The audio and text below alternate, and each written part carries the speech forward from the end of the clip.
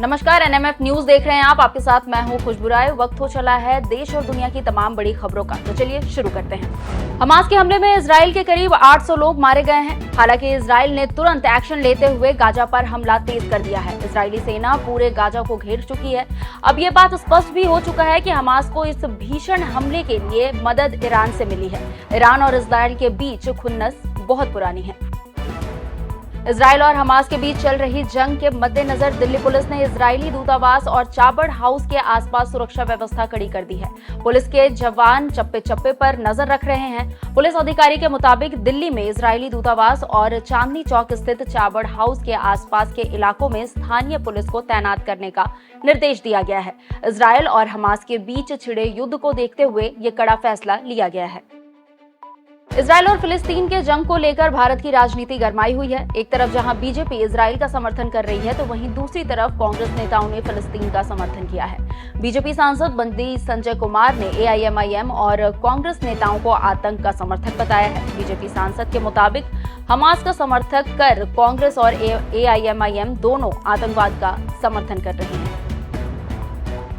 दिल्ली शराब नीति मामले में आम आदमी पार्टी के राज्यसभा सांसद संजय सिंह की 13 अक्टूबर तक ईडी रिमांड बढ़ा दी गई है। ईडी की ओर से गिरफ्तार किए गए आम आदमी पार्टी के राज्यसभा सांसद संजय सिंह को राउज एनुअल कोर्ट में पेश किया गया। इस दौरान ईडी ने संजय सिंह की 5 दिनों की रिमांड की मांग की। बता दें कि ईडी ने कहा कि संजय सिंह सवालों का ठीक से जवाब नहीं दे रहे हैं और जांच में सहयोग नहीं कर रहे हैं। उनसे फोन के डेटा के बारे में पूछा गया तो उसका भी उन्होंने कोई संतोषजनक जवाब नहीं दिया है। आम आदमी पार्टी के एक और नेता ईडी की रडार पर आ चुके हैं। दिल्ली में ईडी ने आप नेता और विधायक अमानतुल्लाह खान के ठिकानों पर छापेमारी की है। यहां जांच टीम तलाशी ले रही है। ईडी ने दिल्ली एसीबी और सीबीआई द्वारा दायर 2 एफआईआर के आधार पर यह कार्रवाई शुरू की है। ये मामला दिल्ली वक्फ बोर्ड में भर्ती में अनियमितता से संबंधित है। एसीबी ने अमानतुल्लाह के खिलाफ दिल्ली वक्फ बोर्ड के कामकाज में वित्तीय हेराफेरी और अन्य अनियमितताओं से जुड़े मामले में एफआईआर दर्ज किया था। अब ईडी ने इस एफआईआर के आधार पर विधायक के खिलाफ मनी लॉन्ड्रिंग जांच शुरू कर दी है।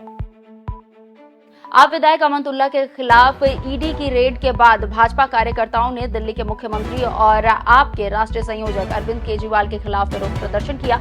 इस दौरान भाजपा कार्यकर्ताओं ने अरविंद केजरीवाल के इस्तीफे की मांग की।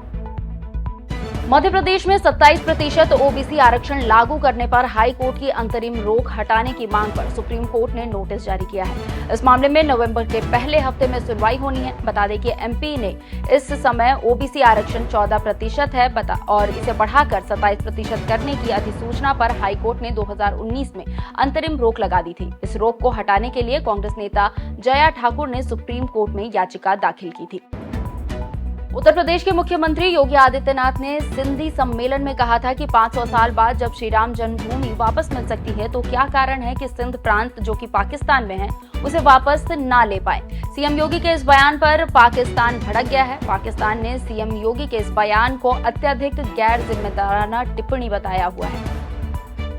5 राज्यों में 679 विधानसभा सीटों पर चुनाव की तारीखों का ऐलान कर दिया गया है। निर्वाचन आयोग ने 9 अक्टूबर को दोपहर 12 बजे प्रेस कॉन्फ्रेंस के जरिए चुनाव की तारीखों के बारे में जानकारी दे दी थी।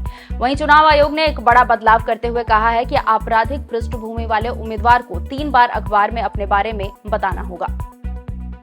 आपत्तिजनक टिप्पणी विवाद मामले में लोकसभा के विशेषाधिकार समिति की बैठक में भाजपा सांसद रमेश बिधूड़ी शामिल नहीं हुए। उन्होंने पूर्व व्यवस्थाओं का हवाला देते हुए बैठक में शामिल होने से इनकार कर दिया।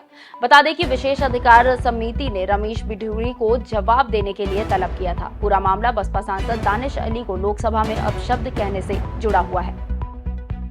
मध्य प्रदेश में विधानसभा चुनाव की आचार संहिता लागू होते ही महाकाल मंदिर प्रबंध समिति ने बड़ा निर्णय लिया है। अब महाकाल मंदिर में राजनीतिक आधार पर दर्शन करने वाले नेताओं का कोटा खत्म कर दिया गया है। इस कोटे में दर्शनार्थियों की संख्या को ऑनलाइन भस्म आरती में कन्वर्ट कर दिया गया है। इससे ऑनलाइन भस्म आरती परमिशन की संख्या 330 श्रद्धालुओं तक बढ़ चुकी है।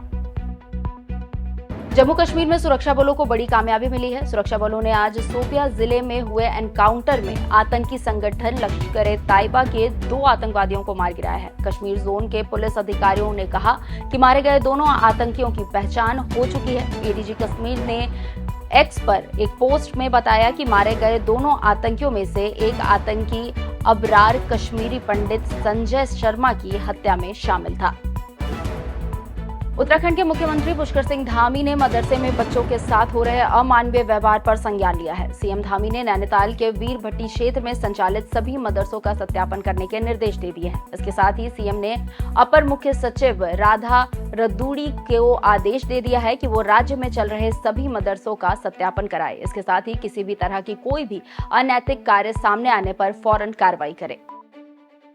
लद्दाख के माउंट कून के पास सोमवार को सेना की एक टुकड़ी एवलांच यानी बर्फीले तूफान की चपेट में आ गई। इसमें एक सैनिक शहीद हो गए, 3 अन्य लापता बताए जा रहे हैं। हाई एल्टीट्यूड वॉरफेयर स्कूल और आर्मी एडवेंचर विंग के करीब 40 जवानों की टुकड़ी की माउंट कून के पास ट्रेनिंग चल रही थी। इस दौरान हिमस्खलन की घटना हो गई और यह बड़ा हादसा हो गया।